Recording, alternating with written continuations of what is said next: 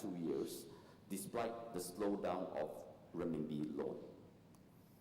Driven by rapid growth of the less supervised shadow banking or called off-balance sheet loans, as indicated by the widening gap between the blue TSF line and the red RMB loan line in 2012 and 2013. Do we have a laser pointer here? I'm sorry, is there a laser pointer that I could use here? It's all right. Basically, as you can see from the chart, the gap has become ever widening in 2013, and the trend actually continues. And that explains partly why. Thank you very much, sir.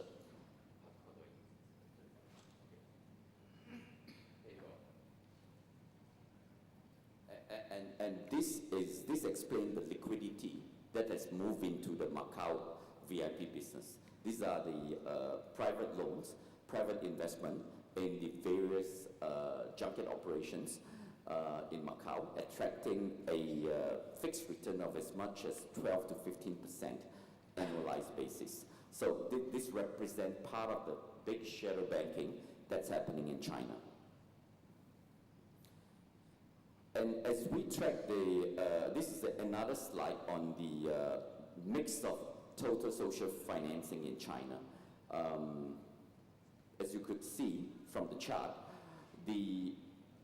because of the effort of PBOC, People's Bank of China, to combat the shadow banking, despite that, it is becoming increasingly significant part of total money supply growth in recent years. And if I may show you, this section is actually widening in recent years. Alerted by the shadow banking growth rate, Central Bank in the last 2 quarters of half a year has acted to control it, and with good result. From January to April this year, China's TSF, or total social financing, has contracted by 9.4% year on year. So this is very significant.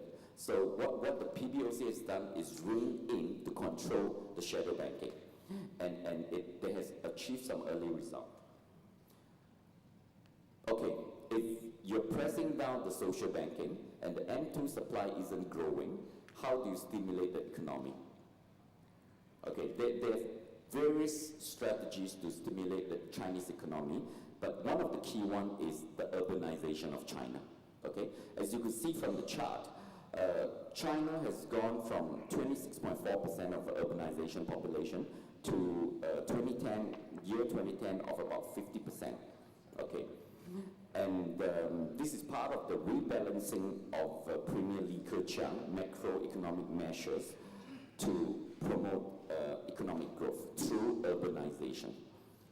And despite past growth, the current urbanization ratio of China, which is just about 53.7% in 2013, is actually still behind that of Malaysia at 70% and Philippines at 60%.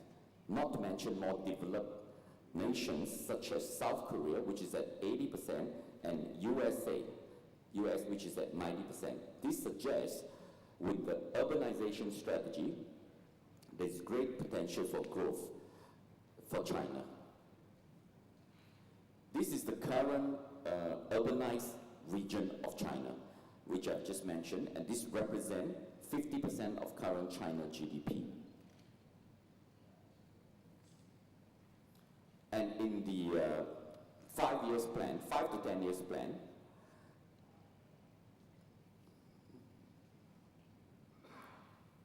the red dots represents the new urbanized or planned urbanized region to be built in China over the next 5 to 10 years. And to quote a few examples, the biggest real estate company or real estate developer in China, Wanda, has actually invested up to 40 billion renminbi in Xishuangbanna, which is here, in this tiny red dot here, in the urbanization of this area in Yunnan province.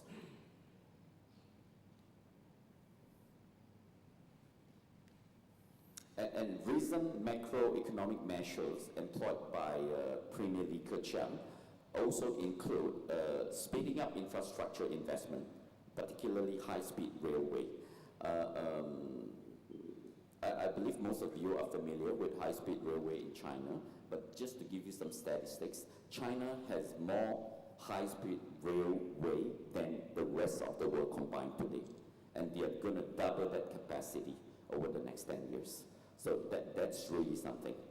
And in terms of its relevance to Macau, they're extending the current high-speed rail from Guangzhou to Zhuhai Gongbei, from Gongbei to Hengqin Island. And the connection to Hengqin Island should be completed by 2016. So by 2016, in the high-speed rail station in Hengqin, you can actually hop on a light rail. It's connected also to the light rail transportation system of Macau, seamlessly to come into Macau.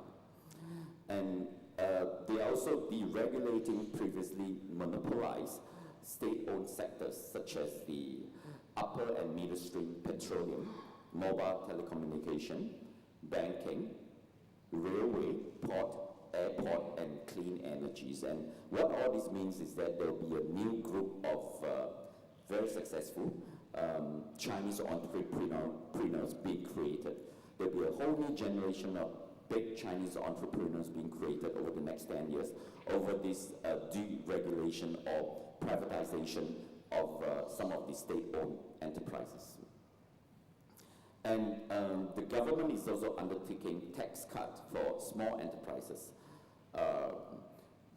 For enterprises which earn less than, I believe, 5 million renminbi net profits per year, their income tax will be reduced by 50%, which means current corporate tax in China is 25%.